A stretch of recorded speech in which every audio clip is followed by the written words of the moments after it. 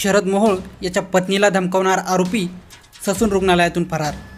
काही दिवसांपूर्वी हत्या झालेला गुंड शरद मोहोळ याच्या पत्नीला धमकावणारा आरोपी ससून रुग्णालयातून पळल्याचा धक्कादायक प्रकार समोर आला।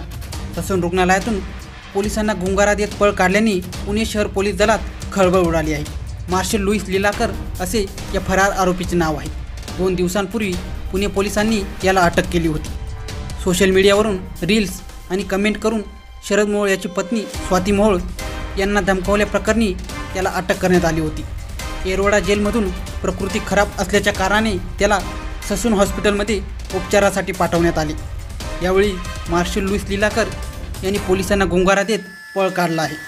फरार असलेल्या लिलाकरचा शोध घेण्यासाठी पुणे पोलिसांनी 8 पथके पाठवली आहेत। याबाबत स्वाती मोहोळ यांनी पोलीस आयुक्त अमितेश कुमार यांची भेट घेतली होती आणि त्यांना हा प्रकार सांगितला होता।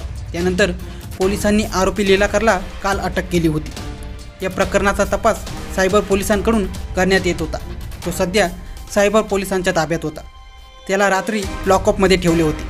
लीलाधरने त्याला सकाळी छातीत दुखत असून अस्वस्थ वाटल्याची तक्रार पोलिसांकडे केली। त्यामुळे सायबर पोलिसांचे पथक त्याला आज सकाळी वैद्यकीय तपासणीसाठी ससून रुग्णालयात घेऊन आले होते।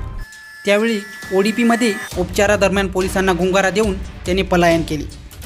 काही दिवसांपूर्वीच अंमली पदार्थ तस्कर प्रकरणातील ललित पाटील ससून रुग्णालयातून पसार झाल्याची घटना घडली होती।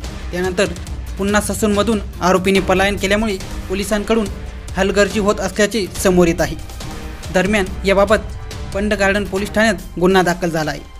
पलायन केलेल्या आरोपीचा पोलीस शोध घेत आहेत। त्यासाठी स्थानिक पोलीस आणि गुन्हे शाखेच्या पोलिसांचे पथक तयार केले गेले, असे आर्थिक व सायबर गुन्हे शाखेचे पोलीस उपायुक्त विक्रांत देशमुख यांनी सांगितले आहे।